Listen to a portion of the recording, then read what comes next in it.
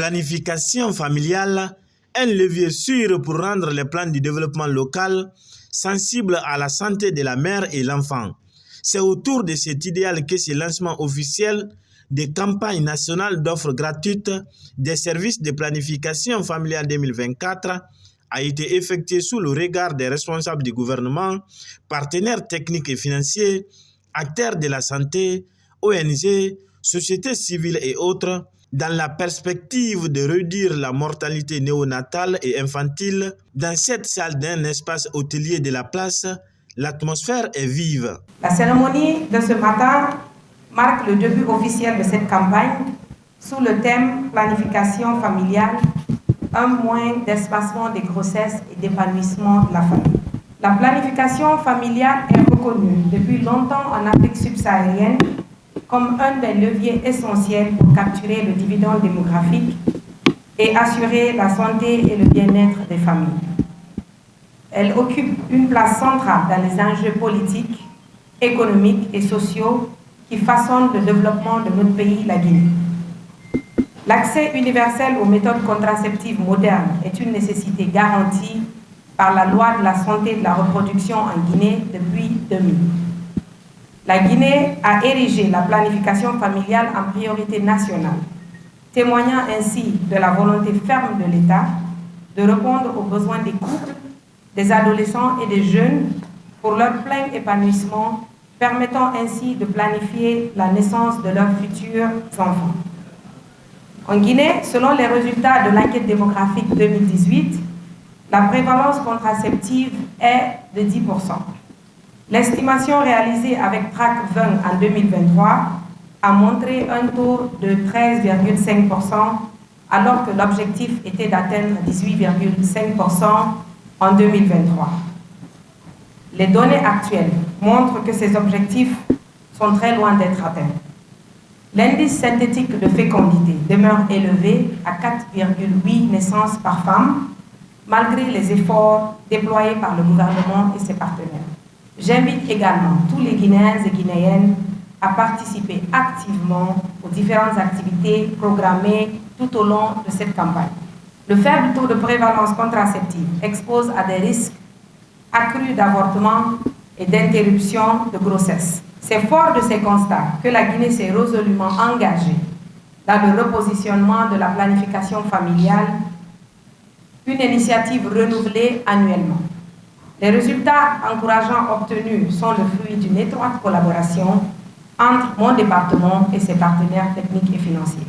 Couronner cette action humanitaire de succès, ses responsables s'illustrent. La planification familiale est aujourd'hui reconnue comme un véritable pilier de développement socio-culturel et économique d'un pays. En effet, améliorer l'accès des populations aux services de planification familiale permet non seulement d'éviter environ 32% des décès maternels et près de 10% des décès des enfants, mais aussi de contribuer de façon significative à réduire la pauvreté et la faim, renforcer l'autonomisation des femmes et améliorer l'éducation pour tous, ainsi que la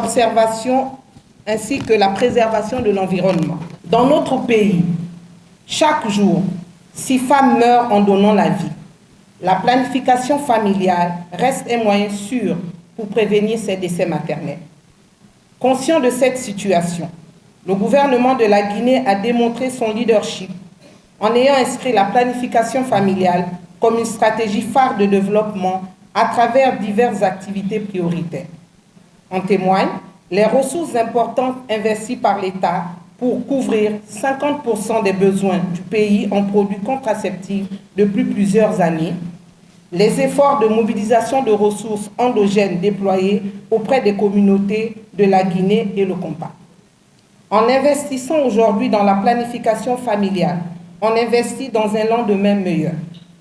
À titre d'exemple, au terme de notre 8e programme de coopération avec la Guinée, les indicateurs montrent que la maîtrise de la fécondité s'améliore avec des taux de prévalence contraceptive pour les méthodes modernes qui sont passés de 10,1 à 13,5 entre 2018 et 2023. Par ailleurs, l'impact de la planification familiale sur la santé sexuelle et reproductive à travers la fourniture de contraceptifs couvrant 2 039 283 couples années protection a permis d'éviter 46 000 grossesses non désirées, 20 000 avortements à risque et 220 décès maternels. Ces données indiquent que nous pouvons sauver des vies et nous pouvons garantir qu'aucune femme ne meurt en donnant la vie et que chaque femme décide du moment de faire des enfants. Mais nous devons renforcer tout cela avec la gratuité des services. La planification familiale est une stratégie de réduction de la mortalité. Le nouveau gouvernement a fait de la lutte contre la mortalité maternelle, néonatale et infantile une priorité parmi les priorités. Le gouvernement s'est engagé à travers le ministère de la Santé à appuyer toutes les stratégies visant l'amélioration, le repositionnement de la planification familiale dans notre pays.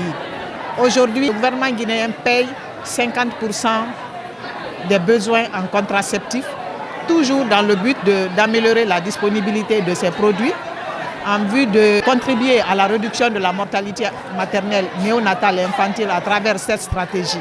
Chaque année, nous organisons une offre gratuite sur toute l'étendue du territoire de services de planification familiale. Et donc, ça se fait dans tous les centres de santé du pays et les femmes peuvent venir prendre gratuitement les services, prendre des conseils, se planifier, etc., etc. Les femmes, les jeunes et les hommes aussi. Dans les statistiques de l'UNFPA, qu'au cours de ces 2 dernières années, on a pu éviter plus de 200 décès de femmes dans notre pays. Et donc tout ça, c'est à travers la planification familiale, sans compter les avortements clandestins évités qui peuvent contribuer au décès des femmes. Éviter les avortements clandestins, détecter les complications qui peuvent conduire au décès constituent quelques raisons qui découlent de cette campagne de services de planification familiale.